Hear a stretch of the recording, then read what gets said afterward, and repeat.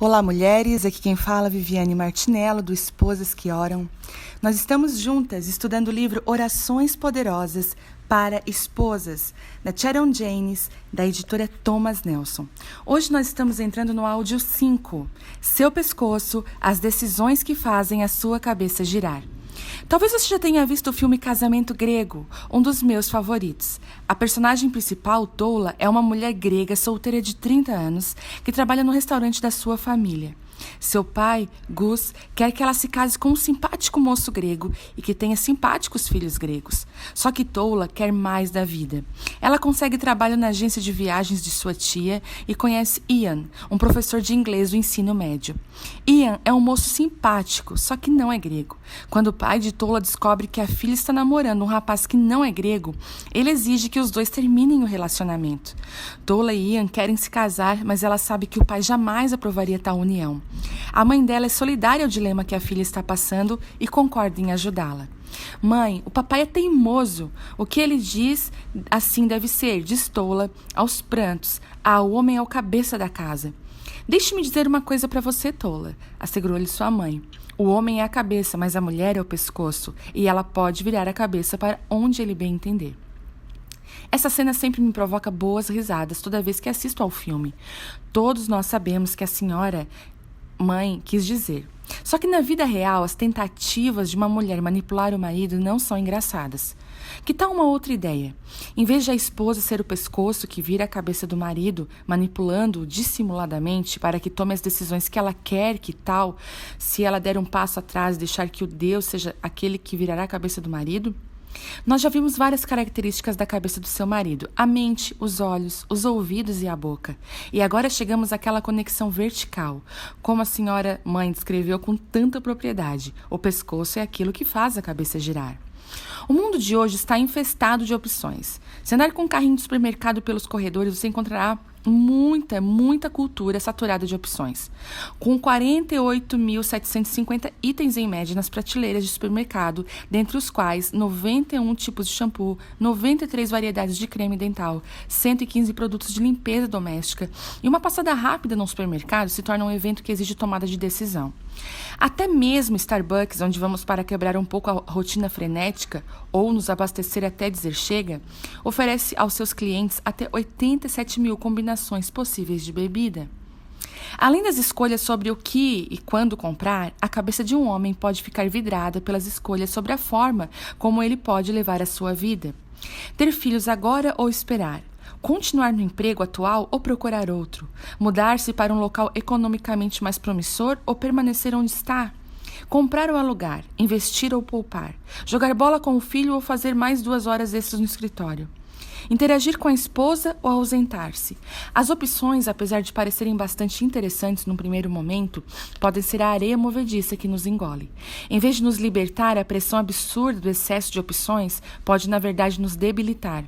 Na verdade, pesquisas revelam que o excesso de opções normalmente leva-nos a ficar menos e não mais satisfeitos depois da tomada de decisão. Sempre resta aquele sentimento incômodo de que poderíamos ter feito uma escolha melhor. A escolha. Esse foi o presente de Deus no Jardim do Éden. O que seu marido fará com esse presente? Jesus será o norte da sua bússola moral?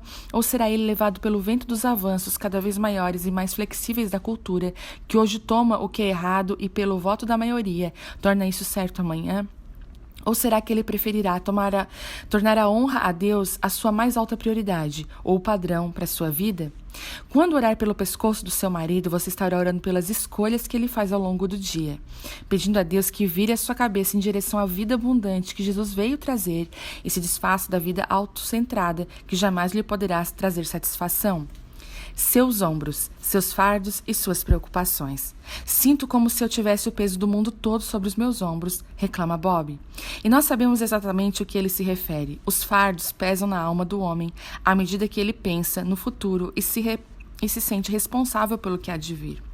Responsável pela segurança e pelas finanças da sua família, responsável pela sua saúde, responsável pela felicidade da sua esposa, responsável pelo futuro dos seus filhos, responsável pelo sucesso da sua empresa. E todo esse acúmulo tão grande de responsabilidades normalmente traz preocupação, ansiedade e um misto de emoções. Os enormes fardos empilhados sobre os ombros de um homem estão tão firmemente ligados às cordas da dúvida sobre e se. E se a economia não se reaquecer e nós perdemos o dinheiro poupado? E se eu não conseguir ser um bom pai? E se eu não conseguir agradar a minha esposa? E se a minha empresa falir? E se eu perder meu emprego? E se? Existe uma diferença entre um senso saudável de responsabilidade e o peso doentio dos fardos. Não estou aqui defendendo um mantra, não esquente, apenas seja feliz, das pessoas preguiçosas e irresponsáveis. Tampouco estou sugerindo a atitude do tipo deixe estar, das pessoas inconsequentes e apáticas. A Bíblia diz que todo trabalho árduo traz proveito, mas só o falar leva à pobreza, Provérbios 14, 23. Só que ela também fala que não nos preocuparmos com o resultado. Não andamos ansiosos por coisa alguma, Filipenses 4, 6. Deus está no controle. O fato é que haveria muito o que nos preocupar se o êxito das nossas vidas dependesse somente dos esforços humanos. Mas as coisas não funcionam assim. Quando um marido compreende que Deus o convida para lançar todos os fardos sobre os ombros dele, Salmo 55, 22, ele está livre para fazer o melhor que puder e deixar o resultado nas mãos de Deus.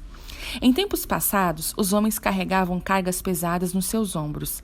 Em algumas partes do mundo, isso ainda acontece. E mesmo que você não consiga enxergar os fardos amarrados ao ombro do seu marido, eles estão lá.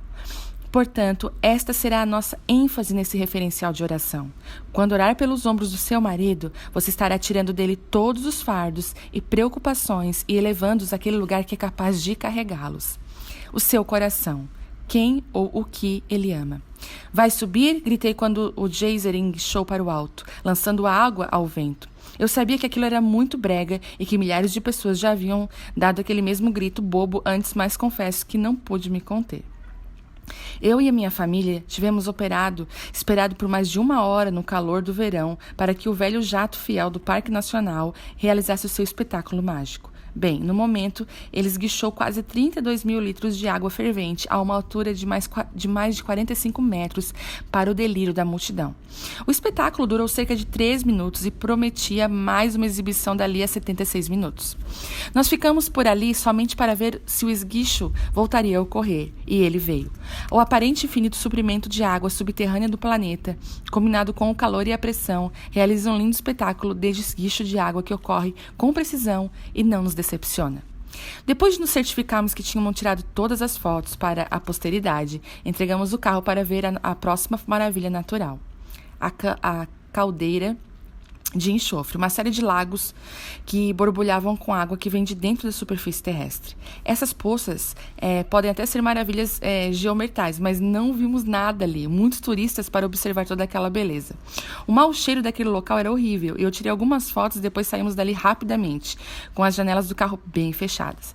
Enquanto o carro se afastava, fiquei pensando naquelas 2 maravilhas do mundo. Uma era água fresca, limpa, bela e resplandecente. A outra era podre, repugnante, desagradável, fétida e estagnada. Ambas eram espetáculos aquáticos, mas com resultados bem diferentes. O que me fez lembrar muito do coração humano. A Bíblia comunica a ideia do coração como sendo a fonte da vida. Provérbios 4, 23. Tudo o que fazemos vem dele. O coração é a fonte oculta da vida, que dirige o curso das nossas escolhas diárias e das nossas decisões para a vida toda. Na Bíblia, o coração é a base da alegria, dos desejos, dos afetos, das percepções, dos pensamentos, do entendimento, da razão, da imaginação, da consciência, das intenções, dos propósitos, da vontade e da fé. O coração do seu marido é o eixo da roda a qual todos os raios da sua vida estão ligados. Quando o coração de um homem é reto diante de Deus, tudo mais se encaixa corretamente na sua vida. Nas palavras da minha avó, que era uma mulher do interior, tudo que está embaixo do poço acaba vindo para cima no balde. Quando orar pelo coração do seu marido, você estará orando por aquilo que ele ama, bem como por quem ele ama, pelas suas prioridades e pelas pessoas que ele mais preza. Você estará orando pela fonte da qual flui a sua própria vida. Suas costas, a sua proteção. Era uma manhã gelada de fevereiro, quando Steve e eu viajávamos na Universidade da Carolina do Norte, para a casa da família dele em Charlotte, para anunciar o nosso noivado. Na noite anterior, Deus havia decorado a sua criação com uma neve fina e pintado a copa das árvores com gelo cintilante. Toda a natureza parecia ter vestido como que para uma cerimônia de casamento. Depois do grande anúncio e de uma refeição saborosa, retornamos para a escola. O dia havia esquentado e a maior parte da neve já havia derretido. Porém, com o cair da noite, as temperaturas congelantes voltaram e a pista começou a ficar perigosamente lisa. Quando nos aproximávamos da cidade onde ficava a nossa universidade, começamos a descer a encosta de uma montanha e entramos em uma placa de gelo que havia se formado na pista. Os pneus tocaram a superfície lisa e o carro rodopiou descontroladamente. Steve, nós estamos indo bem na direção daquele carro, gritei ao ver vários feixes de luzes brilhando para o para-brisa. Ao ver que não havia o que fazer, Steve tirou as mãos do volante e gritou: "Ó Deus, salva-nos!" Num segundo, estávamos indo diretamente na direção de um carro que vinha no sentido contrário. No segundo seguinte, estávamos parados à beira da estrada, em uma vala, na direção contrária da pista, com os corpos firmemente presos no assento. E isso ocorreu antes das leis que obrigam o uso de cinto de segurança, os quais nós não estávamos usando. Como foi que escapamos naquele carro? Perguntei eu. Para onde ele foi? Transtornado, Steve respondeu. Só existe uma resposta para essas perguntas. Deus. Deus é o nosso protetor, a nossa fortaleza. Ele é o nosso escudo e o poder que nos salva. É o escudo para quem nele se refugia e o nosso refúgio e fortaleza. E muito mais do que isso, Deus promete dar ordens aos seus anjos para que nos protejam em todos os nossos caminhos. Deus nos promete não somente no âmbito físico, nas coisas que podemos ver, mas também no âmbito espiritual, contra as forças invisíveis. Uma batalha espiritual está ocorrendo ao redor do seu marido. À medida que o diabo tenta roubá-lo, matá-lo e destruí-lo, ele coloca armadilhas no caminho do povo de Deus, na esperança de capturá-los nos momentos em que estiverem desatentos e despreparados. Como mencionei anteriormente, a carta de Paulo aos Efésios nos instrui a revestir de toda a armadura de Deus, Efésios 6:11. Porém, a sua descrição detalhada da armadura espiritual não mostra nenhum item que proteja as costas. Gosto de pensar nos seguintes termos: o próprio Deus é quem protege a sua retaguarda. Ao longo de toda a Bíblia, lemos a respeito da proteção que Deus oferece ao seu povo. Ele abriu rios, acalmou mares, fechou a boca de leões, protegeu homens do fogo em uma fornalha, confundiu um exército, anulou o veneno de uma serpente e abriu a porta de Celas para libertar os seus discípulos. Ele protegeu Noé em uma grande arca, Moisés em seu cesto e Paulo em um navio. Ele reduziu Golias a um valentão falador, aos muros de Jericó a uma pilha de escombros e Faraó do Egito em um peão inútil. Ele fez de um menino pastor o rei de Israel, de uma jumenta uma mensageira e de um bebê nascido nos subúrbios de Belém o salvador do mundo. Ah, minha irmã, sim, Deus está guardando as suas costas e Ele também guarda as costas do seu marido.